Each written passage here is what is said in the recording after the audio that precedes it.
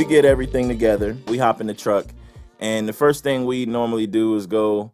If it's not breakfast already going at home, then we go into town and we going over to the Piggly Wiggly, and we will always run up to the Piggly Wiggly and go and get some sausage biscuits and jelly. We get the grape jelly and we get strawberry jelly. Now, I can't front. I do remember them damn biscuits going hard. So, yeah, at least after all my struggles, we was able to get a little bit of you know what I'm saying, tasty morsels into the body. So the back then the Piggly Wiggly sausage biscuit with the the sausage biscuit with the jelly was pretty tight. And I remember getting eggs, and it was never fake eggs or nothing like that. It was always like, you know, good griddle cooked real eggs type of thing. They probably, I mean, not probably not good for your health. I'm sure they was probably cooking with lard. Everybody was cooking with lard back then. But you know what I'm saying? Them things make your boy feel good on a very early morning for farming. Yo, I remember I remember another time we went fishing with bamboo sticks, and not like a stick. They're like, it's like stalks. Like they're like, it's like stalks, and they're taller than me at this time. I don't even remember how tall they were, but they were huge. They were probably like twice my height. And he had bamboo sticks. Now, I had been fishing with my father before, but it was never anything like this. This was like the most basic fishing of fishing that I ever did. When my father would have the rod with the reel on it and all that stuff, and we used to fish off the bridge in Pensacola. So, saltwater fishing, we did that kind of thing. Nah, my grandfather had bamboo sticks, fishing line, hooks, and a can of worms. Yes, indeed. A can of worms in dirt, in black dirt. Yes, that's how we was fishing. And we caught some fish. And we caught some fish. It was an interesting experience. We only did it that one time though. We only did it that one time. Oh, scales in the soap. Yes. So after fishing, we come back to the house, and we don't go in the house. There's a garage, then there's the main door that people walk into, then the house runs a bit, and then there's this other corridor that just goes down this other side. And we're out on that side sitting on the wood by the water hose, and my granddad brings out another piece of wood to cut the scales off the fish on, and he has a piece of soap down there. But he doesn't move the soap while he's doing the scales. He leaves the soap in such a way that when he's doing the scales, all these scales are falling into the soap. And he makes this big old mess. I'm down there with him. He makes this big old mess because I'm just handing him fish. He not telling me what I'm in for, but I'm just handing him fish. He cleaning them off. And he gets all these scales into the soap. Then he look at me and say, "Get them scales out the soap, boy." And then he just walks in the house. And I'm like, again, I guess I'm somewhat defiant or something like that. So maybe that's my maybe this is part of the struggles that I'm facing this in this cruel summer is because I'm too defiant. He tells me, get them scales out the soap, boy. And so I watch him just walk into the house. Again, I'm outside flustered because I'm thinking to myself, brother, you made this mess. I'm not going to clean up after you. You didn't even care to try to miss the soap. You were aiming for the soap with every scale you cleared. I'm like, fam, I tried, because I didn't give it the college try, you know what I'm saying? But I gave it the, all right, all right. So I picked this scaly soap up, tried to get a few of them out, and I was like, fam, this ain't gonna happen. By the time that I get scales out this soap, it ain't gonna be no more soap. So I was like, man, forget this soap, man. I'm going about my business. I went into the house. They got a front bathroom, and then it's a second bathroom down the hall into the second to last room. I go to the bathroom in the second to last room. At the time, that's my grandfather's room, because the front bathroom is grandma bathroom, and that's the real nice smelling. You know what I'm saying? It always smelled like flowers and potpourri type of situation. Always got the right kind of toilet paper, everything you need to feel comfortable in the bathroom. It got my grandmama powder in there, all that. It smelled beautiful. It feel beautiful in there. I can't take my bamboo fishing behind off in that bathroom and wash my body. No, I got to go to my granddaddy bathroom. So I goes in there and I go head on. I gets to running me a shower so I can clean my soul and purify my body in the waters of Lake Minnetonka. Now I'm doing my thing. I'm about a quarter way in, you know what I'm saying? About a third of the body is washed, baby. You know, we back on the way to feeling good and pristine in the game. Well, to my surprise, my grandfather must have checked to see if the soap had been scale cleaned.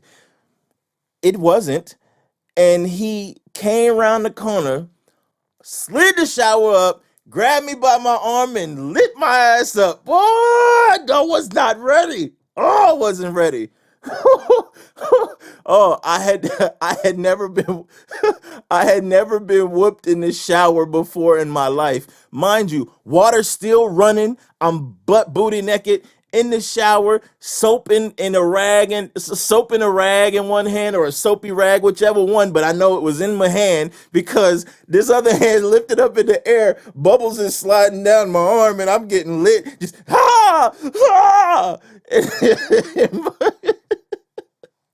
my granddad didn't play about nothing. And I hadn't learned this yet, but I but I learned that day. I sure learned that day. Okay. The Mountain Dew story. My granddad always had at least a case of Mountain Dew in the refrigerator. And I mean, they were perfectly aligned in there. They would be one after the other. And this is back in the day when Grape-A-Co was a tasty soda. People were still drinking Grape-A-Co, RC Cola, and then there was this strawberry soda. I think it was called Tab. I'm not completely sure, but they had a strawberry. It was the Grape-A-Co. Man, back then that Grape-A-Co went hard. I know it's all trash, but back then that thing went hard. But they had Grape-A-Co and they had the RC Cola, but the gold was the Mountain Dews. The majority of them be the Diet Mountain Dews, all but you have some real Mountain Dews up in there. And whole refrigerator, like the whole shelf is lined with them. Now again, I'm coming from my house. I'm coming from Pensacola. Ain't no restrictions at my house to where you can't get something out the refrigerator. It's me and my mama. It's just me and my mama. I could get what I want to get. Not in my granddaddy house though. He can't. He ain't even tell me I couldn't have no Mountain Dews. He ain't tell me nothing like that. So I'm thinking, okay, this for everybody. You know what I'm saying? These is for the people. So it's one of them nights. I went off into the kitchen and I thought my granddaddy was in his room. Wasn't nobody in the front room. Nobody was in the den. Nothing like that. I'm thinking he back in his room. So I done came out my room. He must be listening. I feel like this man was spying, listening for me to do something so he could come and jump on my head. For real. So I gets on up. I go down the hallway. I make my way off into the kitchen. And it's an old house too, so some of the floors is kind of soft. So you trying not to creak. You trying to keep it real incognito. Just what I'm saying. I'm just going for a stroll, just a little sip and a snack. That's all. So I make my way off into the kitchen. I crack that refrigerator open. Mind you, I'm 12 years old, so I'm little, and the door is I'm 6'1". I'm 6'1", 6'2" at this point, like in my life. I'm 6'1" or 6'2". So I'm tall now, but as a kid, I'm little. I open this door and this big old refrigerator door is open and everything, and it opens to where when you walk through the hallway of the kitchen, it blocks the hallway. So you don't see who's coming through the hallway. And it's all this light and everything. So you blinded by the light and it blocks the hallway for you. Oh, but I can see the Mountain Dew. Yes, I can see the Mountain Dew. Oh, and I'm about to get me one. Yes, Lord. So I reaches up to get me a Mountain Dew and I get it. I shut the refrigerator door. This man then came and he on the other side of the refrigerator door. It's one of them doors, the water, you could have put the cup there, get the water out of it. This man standing on the other side of the refrigerator door. And he come in and he look at me in my face. I don't say nothing. I'm just looking at him holding the Mountain Dew. He comes and he steps on both my feet. He put one foot on one foot on the other one. So I can't move now. Again, I'm flabbergasted. The hell is going on, God?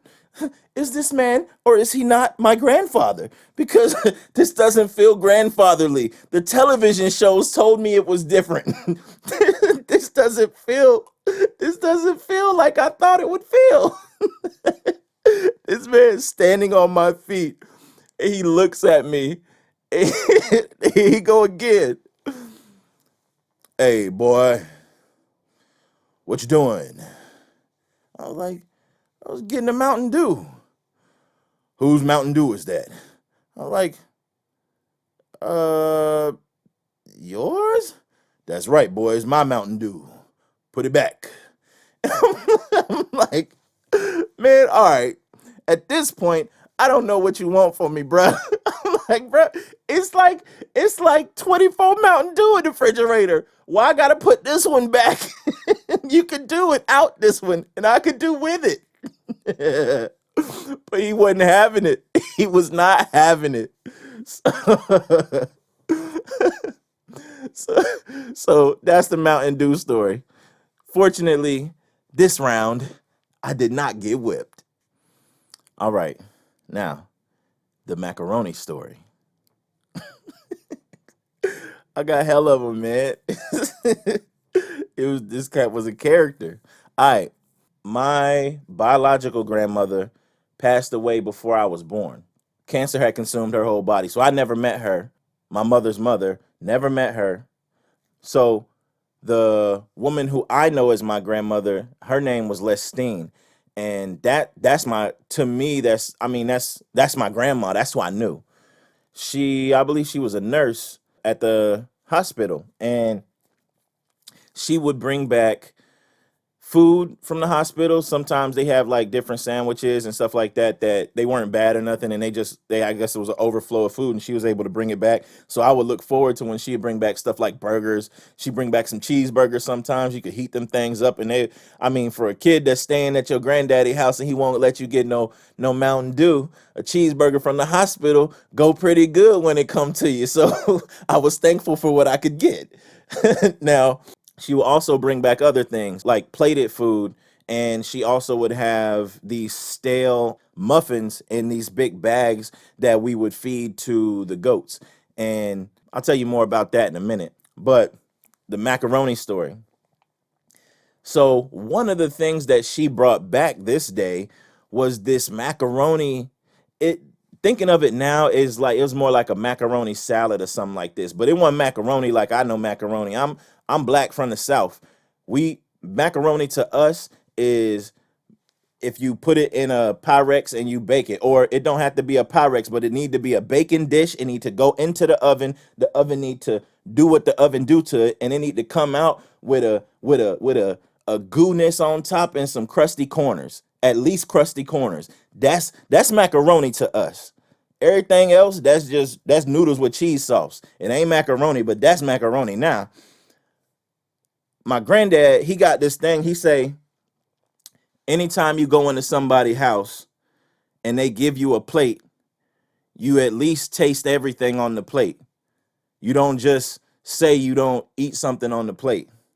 Me and my 12-year-old self, I heard him say this before.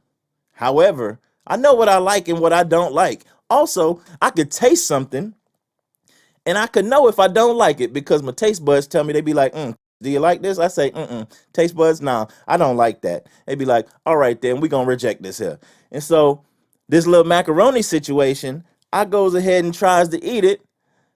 Oh, but it tastes terrible. It tastes terrible, and it look white like they mixed in some. It ain't cheese on this, man. It's like a macaroni salad. It's like mayo up in this, crunchy things that ain't supposed to be like carrots, but like not small pieces of carrot. It ain't got no flavor. It ain't got none of that flavor that I grew up on. So I eat everything else that was on the plate, and I'm like, okay, I'm finished. And my granddad is like, no, you're not, boy.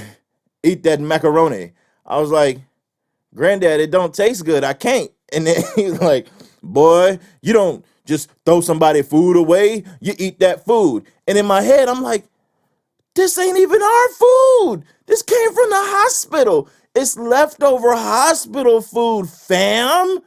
We, I, I, so I try to eat it some more because I can tell where this is about to go. I've had a few instances at this point, so I tried to save myself and I tried to eat it, but it was so damn terrible. It was so terrible I couldn't even deal with it. So I tried, and that damn thing made me almost gag. So I had pushed it and I was like, Granddad, I can't. Once again, yoke me up, light me up. I get whipped in the front room. I've probably been whipped in every room in the house. So he light me up again. I was like, yo, this is crazy. This is crazy. Oh, oh my goodness. Before I go to the next piece of the story, I just had this memory of this one thing that I developed. After all these instances, I keep on bumping my head and getting whooped for different reasons. I decide, all right.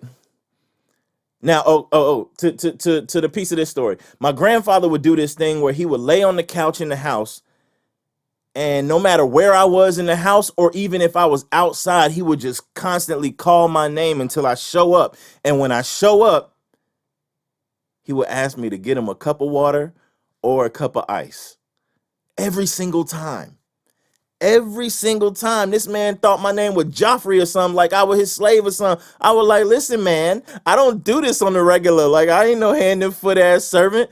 But I remember one time I was out. He did it so much that I was outside one time, and I'm all the way down the driveway. Now, the house, it's a lot of land, and the driveway is probably maybe a quarter mile or almost a quarter mile, maybe a fourth of a mile. It's really long. So I'm outside because, I'm just playing. I'm trying to be I'm trying to be a kid, and I'm trying to get away from this man before he find a reason to light me up again. So I'm outside doing my thing, messing with the goats. It's like this one plant that grows next to where the goats were, and they loved eating it. So I would look for that plant all the time and have them come to the fence and just munch on that thing and just hang out, watch cows eat salt blocks and things. So I'm outside playing. I hear this faint noise that sounds like my name. Indeed, it is my name. He's calling me. I go and show up. He asked me to go get him a cup of ice and put some water in it. So after this point, I said to myself, never again, never again. So what I would do is start pretending like I could not hear him. And I remember vividly, there was a moment where I was laying down in the front room. He's on the couch. I can't be more than like 15 feet away from this man, maybe 20 feet away from this man. I'm laying down on the floor like a little kid with my feet up. I don't know what I'm doing. Maybe I'm coloring or something. I don't know. Maybe I'm watching TV. I don't know. But I know that I'm that distance from him, and he's calling my name. I'm just acting like I can't hear him. Acting like I can't hear him. Acting like I can't hear him. And then he finally stops. And then I turn around maybe like 45 seconds later. And I'm like, Granddad, did you call me? Yeah, I probably earned a number of these ass whoopings, but but I didn't earn all of them. I did not earn the majority. I don't. Maybe I did earn a whole bunch of them.